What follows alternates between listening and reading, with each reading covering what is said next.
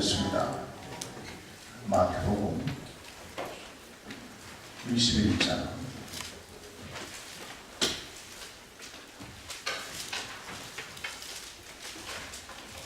마태복음 21장 1절에서 11절까지 우리 교독하겠습니다. 마태복음 21장 1절에서 11절까지 우리 교독하겠습니다. 그들이 예루살렘에 가까이 가서 감람산 벳바게에 이르렀을 때 예수께서 두 제자를 보내시며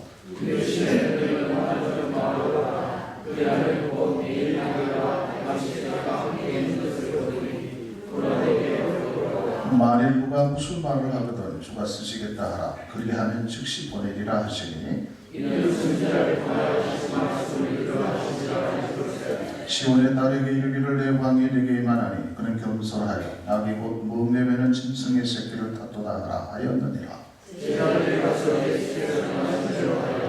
나귀와 나귀 새끼를 끌고 와서 자기들의 겉옷을 그 위에 얹음에 예수께서 그 위에 타시니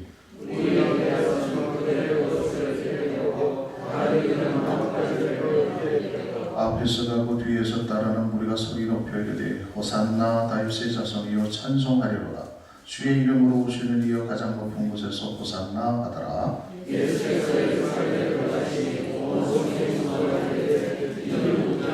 다 같이 합시다. 우리가 이르되 갈릴리 나사렛에서 나온 선지자 예수라 하리라. 아멘. 오늘부터 한 주간을 고난주간이라고 말을 합니다. 예수님의 마지막 사명인 십자가의 죽음을 앞두시고 긴박하게 진행되는 한 주간입니다. 이 고난주간 첫 번째 사건이 바로 예수님께서 예루살렘에 입성하는 사건입니다. 예수님께서 예루살렘에 입성하시는 날을 종려주일이라고 그렇게 부르고 있습니다. 오늘은 예수님이 고난을 받으시고 십자가에서 달려 돌아가시기 위하여 예루살렘에 입성하실 때에 사람들이 종려나무 가지를 꺾어다가 예수님이 오시는 길에다가 펴고 호산나 다윗의 자손이다, 호산나 호산나 찬송을 했다고 해서 종려주일이라고 그렇게 말을 합니다. 예수님은 공생애를 시작하신 후부터 많은 유대주의자들에 의해서 죽음의 협박을 당하면서 그의 생애를 보내시게 됩니다. 3년 동안의 이 짧은 공생애 기간 동안에 줄기차게 예수님을 따라다녔던 사람들이 있었어요. 그들이 바로 기득권자들이었던 바리새인과 서기관들, 종교 지도자들이었습니다. 이들은 예수님이 하나님의 아들이라고 하면서 메시아로 알려지는 것에 대하여 매우 민감했습니다. 그래서 때로는 예수님을 고소하기 위한 조건을 찾기 위해서 여러 가지 함정을 가지고 또 질문하기도 하고 토론하기도 했습니다. 예수님이 예루살렘으로 가시는 것을 제자들은 막았습니다. 왜냐하면 이제 예루살렘으로 올라가게 되면 이미 알려진 대로 종교 지도자들이 예수님을 죽이기 위한 모든 음모, 모든 작전을 다 짜놓은 그런 상태였습니다. 제자들은 그래서 예수님을 그 예루살렘에 올라가는 것을 반대하게 됩니다. 그런데 제자들이 하는 일을 예수님이 모르시고 예루살렘에 가실 것을 고집한 것은 아니었습니다. 예수님께서는 공생애를 마치시고 떠날 날을 분명하게 알고 계셨습니다. 예수님은 예루살렘에 올라가면 자신이 죽을 것이라는 것을 다 알고 계셨습니다. 그럼에도 불구하고 예수님께서는 예루살렘으로 올라가신 것입니다. 예수님의 마지막은 화려한 가운데 마치는 것이 아니었습니다. 그가 메시아로 오셨기 때문에 홀연히 사람들이 보란듯이 하늘로 올리우시면서 영광스러운 하나님의 모습을 보여주시고자 한 것이 아니었습니다. 예수님의 마지막은 우리의 죄악을 위한 고난과 죽음으로 마무리하셨던 것입니다. 그래서 오늘 예수님께서는 나귀 새끼를 타시고 예루살렘에 입성하신 것입니다. 자신을 죽이려고 하는 사람들이 진을 치고서 모든 준비를 하고 있었음을 알고 계셨음에도 불구하고 예루살렘에 입성하시게 됩니다. 예수님이 예루살렘에 가신 것은 이미 구약에서 예언되었고 예수님께서도 친히 3번이나 붙여서 제자들에게 분명하게 말씀을 해주셨습니다. 내가 고난을 당할 것이다. 내가 죽을 것이다. 내가 고난을 당한다. 내가 죽임을 당할 것이다 라고 말씀을 해주셨어요. 지금 예수님께서 예루살렘에서 약 3km 정도 떨어진 베다니에 도착하셔서 하룻밤을 보내신 후에 다음날, 즉 오늘 다시 감람산 남동쪽에 있는 벳바게에 도착하셨던 것입니다. 예수님이 벳바게에 오셨을 때 하나의 이벤트를 준비하시는데 그 이벤트가 바로 당신 자신이 예루살렘에 입성하시는 목적을 가장 잘 나타내는 사건을 만드시게 됩니다. 그래서 예수님은 오늘 제자 2사람을 한맞은편 마을로 보내게 됩니다. 예수님은 그 제자들에게 이렇게 말씀합니다. 오늘 본문 2절 3절 말씀해 보니까 이르시되 너희는 맞은편 마을로 가라. 그리하면 곧 외인 나귀와 나귀 새끼가 함께 있는 것을 보리니 불러 내게로 끌고 가. 만일 누가 무슨 말을 하거든 주가 쓰시겠다. 그리하면 즉시 보내리라 하시니 예수님은 나귀 새끼를 타고 예루살렘에 입성하게 됩니다. 왜 예수님께서 짐승의 이 새끼, 나귀 새끼를 타고 입성하셨을까요? 오늘은 그 의미에 대해서 잠시 말씀을 드리도록 하겠습니다. 첫 번째, 예수님께서 이렇게 하신 것은 참 선지자로서 이 땅 가운데 오셨다는 것을 알리시기 위함입니다. 오늘 보면 4절에 보니까 선지자를 통하여 하신 말씀을 이루셨다고 이렇게 말씀하고 있거든요. 그리고 이 예루살렘 입성하시니까 많은 사람들이 예수님을 향하여 11절에 보니까 선지자 예수라 하리라. 여기 보면 나사렛에서 나온 선지자 예수라 하리라. 모든 사람들이 예수님을 보고 진짜 선지자구나 라는 것을 발견했다는 것입니다. 오늘 본문 2절 3절 말씀을 다시 한번 보십시오. 2절 3절 말씀 다같이 공부하겠습니다. 다같이 시작. 이르시되 너희는 맞은편 마을로 가라. 그리하면 곧 외인이 나귀와 나귀 새끼가 함께 있는 것을 보리니 풀어 내게로 끌고 가. 만일 누가 무슨 말을 하거든 주가 쓰시겠다. 그리하면 즉시 보내리라 하시니 이 말씀을 통해서 보게 되면요, 예수님께서는 이미 다 알고 계셨어요. 두 제자를 맞은편에 보내면 그곳에 나귀 새끼가 있다는 것을 알고 있었고, 주인에게 주가 쓰시겠다 그렇게 말하면 주인이 흔쾌히 허락할 것입니다. 그렇다면 너희들은 그 나귀 새끼를 나에게 데리고 올 것이라는 것을 다 알고 계셨습니다. 예수님은 이 땅 가운데 선지자로 오셨어요. 선지자의 역할은 무엇입니까? 하나님으로부터 말씀을 받아서 그 말씀대로 외치는 것입니다. 그리고 본인이 그 말씀대로 사는 거예요. 참 선지자는 자기 입을 통해서 말씀하신 것이 그대로 이루어지게 됩니다. 그러나 거짓 선지자는 자기가 말을 만들어내서 말을 하기 때문에 자기가 그 말대로 살지 않습니다. 결국 자기가 만든 말이기 때문에 결국 그 말씀도 이루어지지 않는다는 것이죠. 아무리 그렇다는 말을 한다 할지라도 그 말을 듣고 감동을 받고 사람들이 진짜 은혜도 받습니다. 그러나 그 말이 이루어지지 않는다면 그것은 거짓이라는 것이죠. 예수님께서는 이 땅 가운데 선지자로 오셨다는 것을 이 사건을 통해서 보여주고 있는 것입니다. 예수님께서 말씀을 하셔서 말씀대로 가보니까 거기 정말로 나귀 새끼가 있었습니다. 말씀대로 순종하니까 정말로 그 주인이 그 나귀 새끼를 흔쾌히 주도하는 것이죠. 말씀하시고 말씀대로 이루어지는 현장을 보게 되는 것입니다. 선지자는 말씀을 선포하고 그 말씀대로 사는 자라고 말씀을 드렸어요. 예수님께서 육신을 입고 이 세상 가운데 오신 것을 요한복음에 보면 요한복음 1장 1절에 보니까 태초에 말씀이 계시니라 이 말씀이 하나님과 함께 계셨으니 이 말씀 곧 하나님이시니라 그렇게 말씀을 하고 있습니다. 그 말씀이 우리 가운데 오셨다는 것입니다. 구약의 수많은 선지자들이 누구에 대해서 예언했는가 하면 예수 그리스도에 대해서 예언을 했어요. 모든 예언의 선지자들의 예언의 초점이 어디에다 초점을 맞추었는가 하면 메시아가 오십니다. 그 말씀의 실체가 되시는 참 선지자가 오신다라는 것입니다. 그런데 드디어 예수 그리스도가 이 땅 가운데 오심으로 말미암아 선지자로서의 완성이 된 거예요.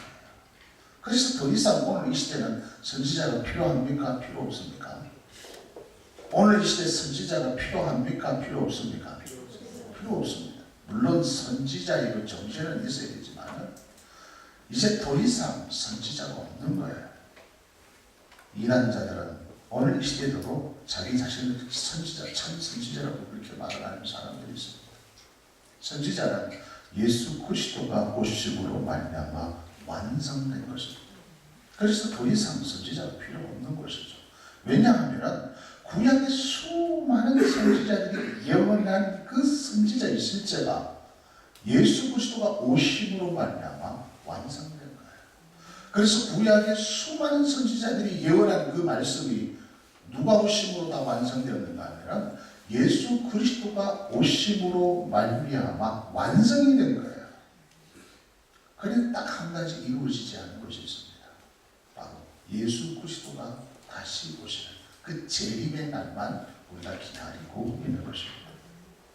지금까지 성경에서 예언된 모든 것이 다 이루어졌습니다. 1.1핵이라도 틀림없이 때가 차례 특히 예수 그리스도를 통해서 그 말씀이 다 이루어진 것입니다. 그렇다면 예수 그리스도가 이 땅 가운데 다시 오신다는 것도 믿을 수 있겠습니까? 없겠습니까? 확률적으로 매일 거짓말하는 사람이 한번 진실을 이야기하면 그걸 믿지 않습니다. 그러나 진실되게 얘기한 사람 어느 날 거짓말을 해도 그걸 믿어요. 왜? 평소에 늘 진실되었기 때문에 그렇습니다. 그러나 하나님의 말씀은 처음부터 진실이요. 한 번도 틀림이 없었습니다. 하나님이 어느 날 무릎을 딱 치시고 야 내가 깜빡했다. 어제 늦잠 자는 바람에 내가 실수를 했다. 이렇게 말을 하신 적이 없어요. 내 입에 나오는 말은 한 번도 우리 하나님은 실수하시고 농담하시는 분이 아니에요. 하나님이 말씀하셨다면 시간의 문제이지 반드시 이루어 주셨습니다. 그렇다면 예수 그리스도가 이 땅 가운데 다시 오신다는 것도 우리는 믿을 수 있는 것입니다. 오늘 이 사건을 통해서 예수님께서는 이제 내가 이 땅 가운데 선지자로 왔다. 선지자로서 완성했다는 것을 보여주고 있는 것입니다. 그다음에 두 번째로 이 사건을 통해서 예수 그리스도가 이 땅 가운데 왕으로 오셨는데 평화의 왕으로 겸손한 왕으로 오셨다는 것을 보여주고 있습니다.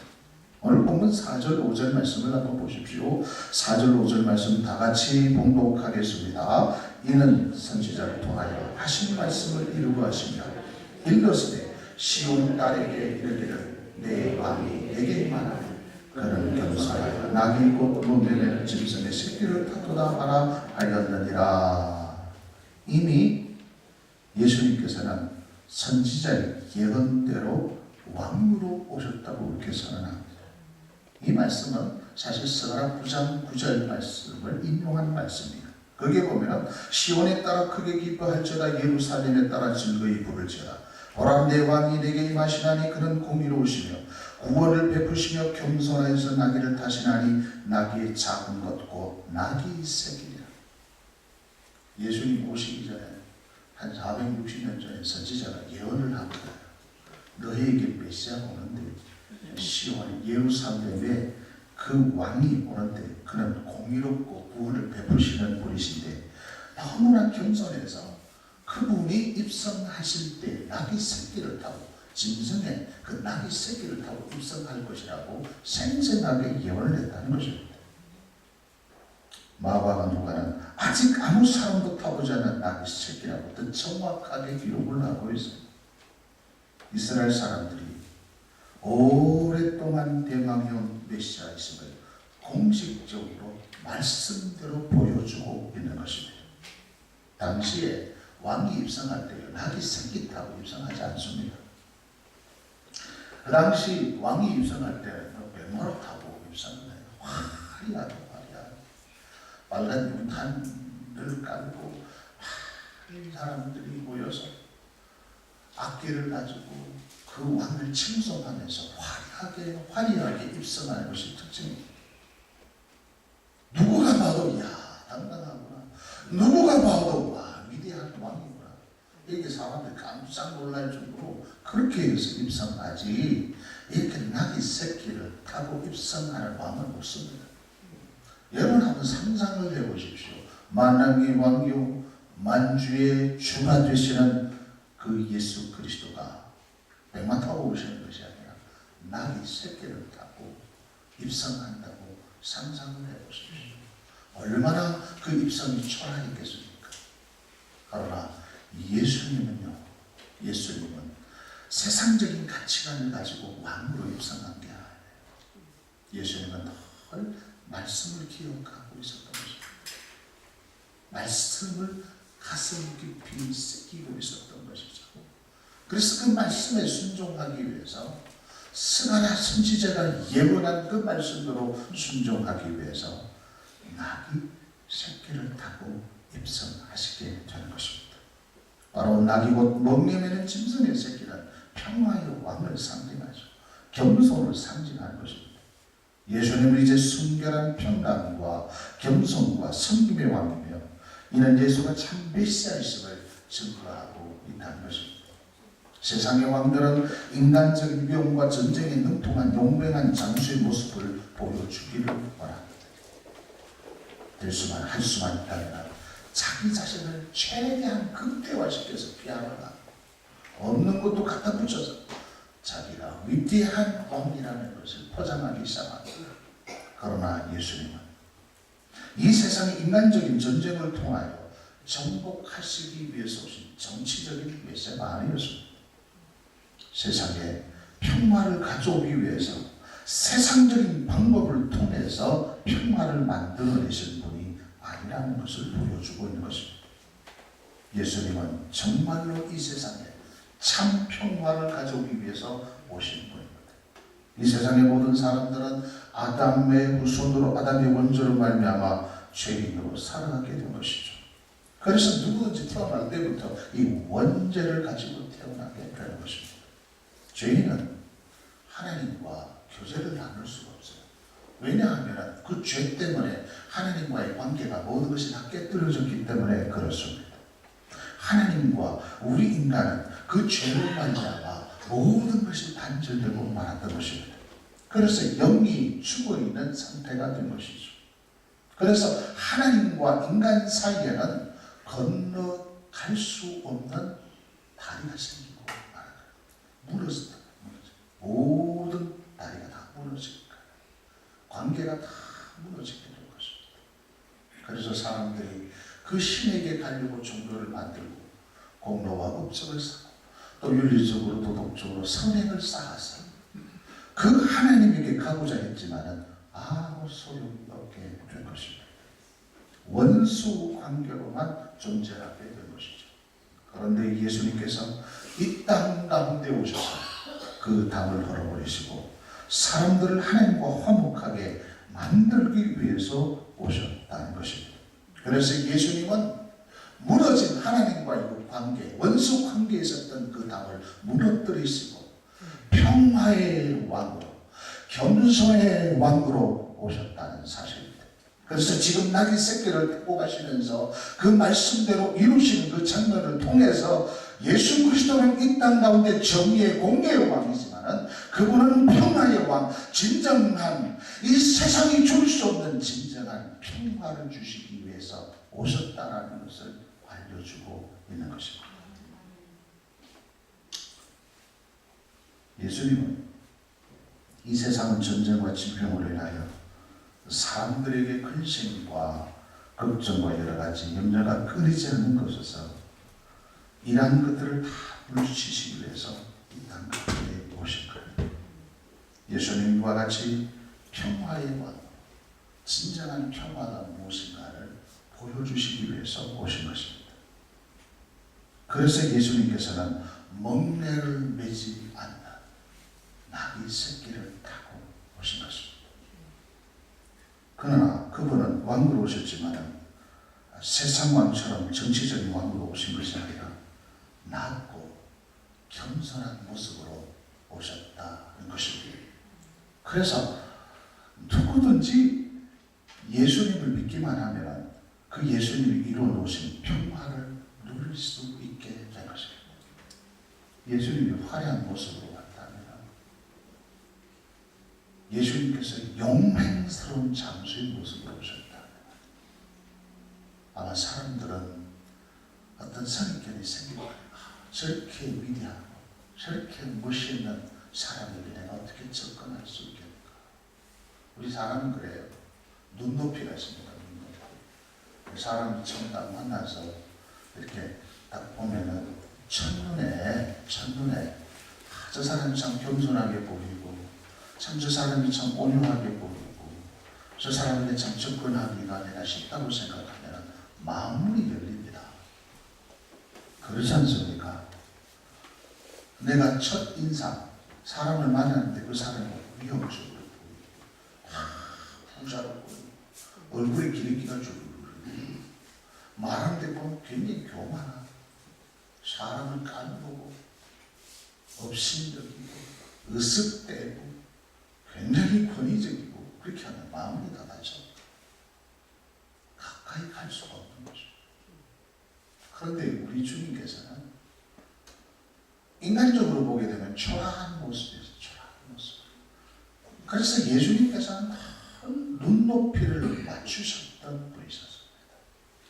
병자들에게는 그 병자들에게 그 눈높이를 맞추어서 다가가셨어요. 예수님께서는 어린 아이들에게는 그 무릎을 꿇면서 그 어린 아이 눈높이에 맞추셨던 것입니다. 예수님께서는 버림받은 여인 창녀들에게는 그 눈높이에 맞추어서 접근하신 것입니다. 그래서 어느 누구도 예수님에게 가까이 갈 수 있었던 것입니다. 그분이 바로 예수 그리스도이신 것입니다. 그래서 그분이 나귀 새끼를 타고 오시면요, 나는 진짜 평화의 왕으로 수고하고 무거운 짐진 자들아 다 내게로 내가 너희들 쉬게 해주겠다. 너희에게 참 평화를 주시겠다. 이렇게 선언하시면서 그 평화의 왕을 몸소 실천하시면서 보여주신 것입니다. 세 번째로 오늘 이 본문의 사건을 통해서 예수님께서는 완전하신 제사장의 모습을 보여주고 계신 것입니다. 오늘 예수님께서 예루살렘에 입성하신 목적이 무엇이겠습니까? 정말로 자기 자신을 왕으로 등극하기 위해서, 자기 자신이 정치적인 그런 왕으로 등극하기 위해서 지금 예루살렘에 입성하는 게 아닙니다. 예수님께서 지금 예루살렘에 입성하시는 주 목적은 고난받으시고 죽기 위해서입니다. 구약의 제사장들은 1년에 한 번씩 지성소에 들어가서 온 백성을 위해서 하나님께 제사를 드리게 됩니다. 또 사람들은 죄를 지을 때마다 소나 양이나 염소나 비둘기를 잡아가지고 와서 제사를 드리는 것입니다. 특히 6월절이 되면 사람들은 양 한 마리씩을 가지고 제사를 드려야 했던 것이죠. 그래야만이 자기의 죄가 용서함을 받게 됩니다. 그 역할을 누가 감당했는가 하면 제사장이 감당을 했어요. 제사장은 늘 그 죄물을 가지고 누구에게 하나님 앞으로 갔던 것입니다.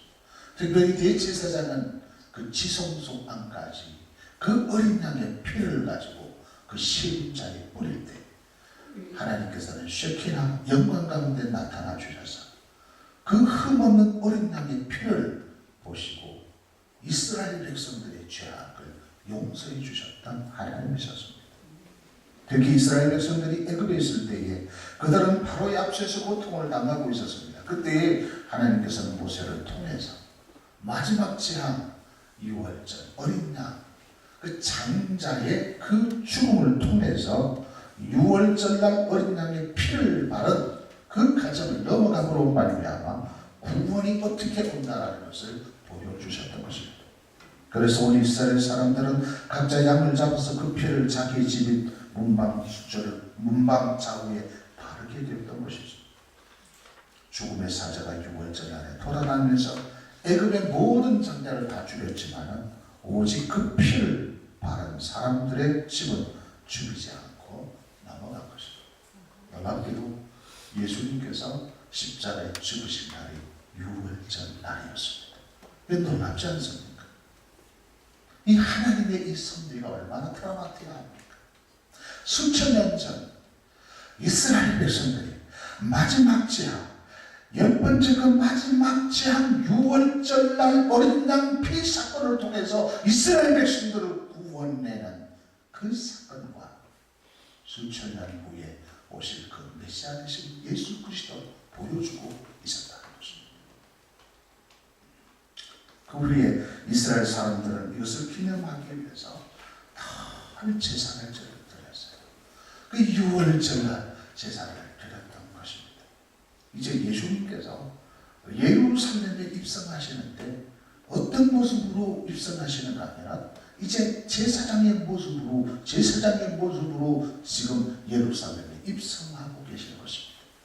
모든 인류의 죄악을 예수님께서 가슴에 안으시고 어떤 제물을 가지고 어린 양의 신체가 되신 자기 자신이 이제 제물로 드리고자 했던 것입니다. 그래서 요한복음 1장 29절에 보면 요한은 예수 그리스도를 바라보면서 외친 것이 있습니다. 보라, 세상죄를 지고 가는 하나님의 어린 양이로다. 저 나사렛 예수는 세상의 모든 죄를 짊어지고 걸어가는 어린 양이다. 이 세례 요한은 발견됐다는 것입니다. 지금 예수님께서는 예루살렘에 입성하시는 것은 세상의 그 모든 죄악을 짊어지시고 자기 자신이 친히 제물이 되셔서 자기 자신이 제물, 자기 자신이 마지막 대제사장이 되셔서 십자가의 대성물로 주려고 지금 예루살렘에 입성하신 것입니다.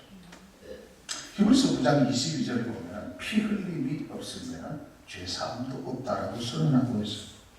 그래서 이 지긋지긋한 인류의 죄악을 해결하시기 위해서 예수님께서 이제 단번에 그동안 반복적이었던 이 반복적인 제사를 완성하기 위해서 이제 더 이상 반복이 아니라 이제 단 한 번에 내 자신이 제물이 됨으로 말미암아 이제 대제사장도 완성시키는 그 마지막 사명을 가지고 예루살렘에 입성하시게 되는 것입니다.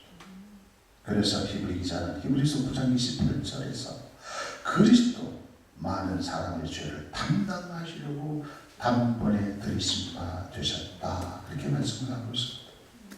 놀라운 것은 히브리서 9장 12절에 보면 염소와 송아지 피로 아니하고 오직 자기 피로 영원한 속죄를 이루사 단번에 성소에 들어가셨느니라. 그렇게 선언하고 있습니다. 예수님은 이와 같이 우리의 죄를 위하여 십자가를 지심으로 우리의 제물이 되시기 위해서 오늘 예루살렘에 입성하신 것입니다. 예수님의 이러한 사역이 없었다면 우리의 죄는 용서를 받을 수가 없었습니다. 그래서 우리는 영원히 멸망을 받을 수밖에 없었지만 예수님이 십자가를 지시고 친히 대제사장이 되셔서 우리의 죄를 위하여 자신이 친히 제물이 되어주셨기 때문에 우리의 죄가 용서를 받았다는 사실입니다. 그러기에 이제 누구든지 주 예수 그리스도 안에 있기만 하면 완전하신 대제사장이신 예수님께서 우리의 모든 죄를 다 용서해 주시고 그 죄로 인하여 우리들이 영원히 멸망을 받지 않게 된다는 사실입니다. 오늘 우리를 위하여 완전하신 대제사장으로 예루살렘에 입성하신 예수님을 마음으로 믿는 자들이 되어야 하는 것입니다. 예수님께서 이 모습으로 이제 입성하는 거예요. 예수님은 이런 의미를 가지고 지금 입성하는 것입니다. 입성할 때 제자들이 나귀와 나귀 새끼를 끌고 와서 자기들의 겉옷을 그 위에 얹었어요. 예수님께서는 그 위에 타셨습니다. 그 장면을 본 많은 사람들이 자기 겉옷을 펴면서 이 헌신을 의미하는 것이죠. 당신은 진정한 왕입니다. 헌신을 의미하는 것입니다.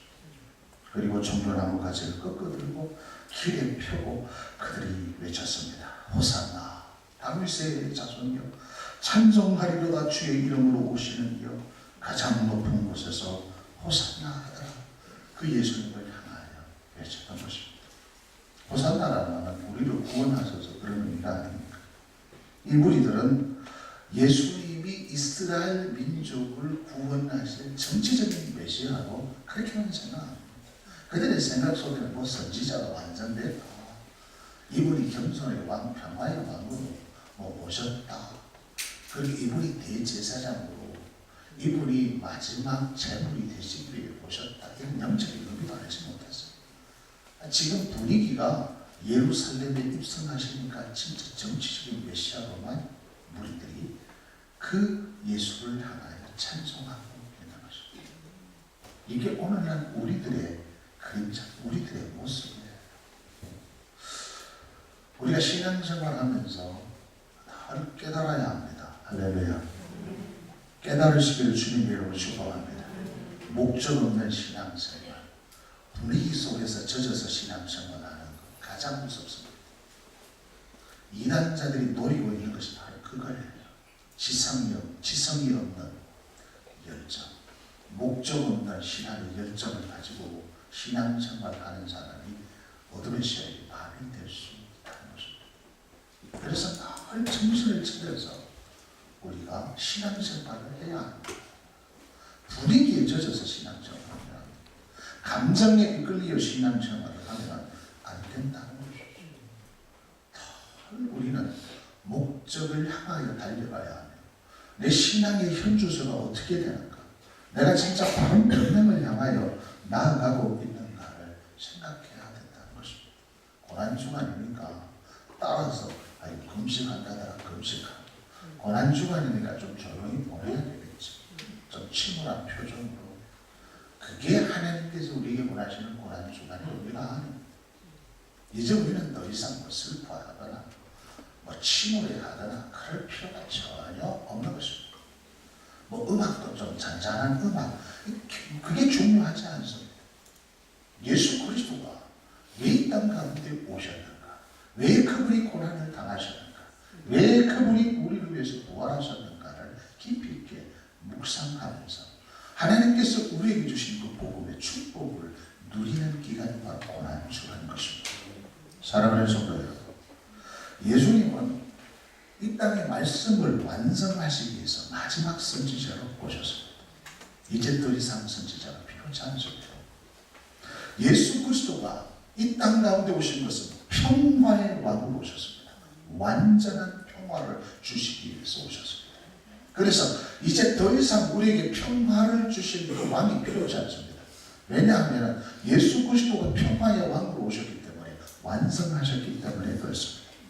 우리 인간의 죄와 허물 그리고 모든 문제를 이제 예수님께서 친히 대제사장이 되어주셔서 자신이 대속물로 주셨기 때문에 더 이상 인간의 죄, 허물 해결할 수 있는 다른 방법이 없습니다. 오직 예수 그리스도를 통해서만 모든 것이 다 해결되었습니다. 우리는 이제 예수님이 왜 이 세상에 오셨고 왜 예루살렘에 오늘 입성하셨는지를 알았습니다. 이제 우리는 왕으로서 오신 예수 그리스도를 우리의 마음속에 모시고 선지자로 오신 그 예수 그리스도의 말씀을 따라 대제사장으로 오신 예수님과 함께 이 한 주간 그리고 평생 동안 저희와 동행하는 삶을 살아가는 여러분 되시기를 예수 그리스도의 이름으로 축복합니다.